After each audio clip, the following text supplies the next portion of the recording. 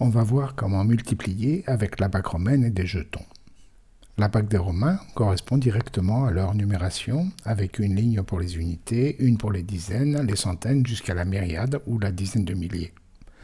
Et des valeurs intermédiaires, 5, 50, 500 et 5000, avec les symboles correspondants I, V, X, L, C, D, M, puis V et M barrés pour 5000 et 10 000.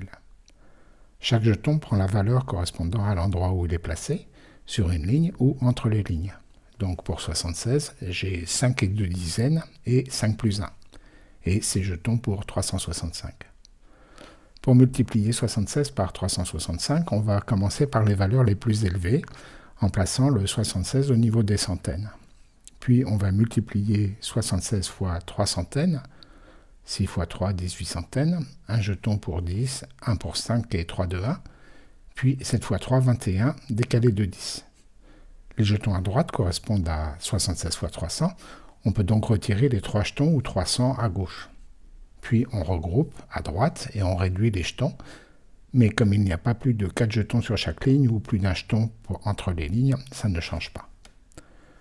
On fait maintenant glisser les jetons de 76 d'une dizaine vers le bas, et on va multiplier par les 6 dizaines de 365. On commence par le 6 de 76, 6 x 6, 36, 3 jetons sur la ligne du dessus, puis 5 et 1. Puis on multiplie par le 7 x 6, 42, décalé de 10 vers le haut, 4 et 2 jetons. Et on a fini pour le 6 de 365, que l'on peut maintenant supprimer. Puis on regroupe les paquets de 5 sur les lignes, que l'on remplace par un jeton de 5 au-dessus, et les paquets de 2 x 5 entre les lignes, que l'on remplace par un jeton sur la ligne du dessus. On glisse à nouveau vers le bas pour multiplier 76 par 5.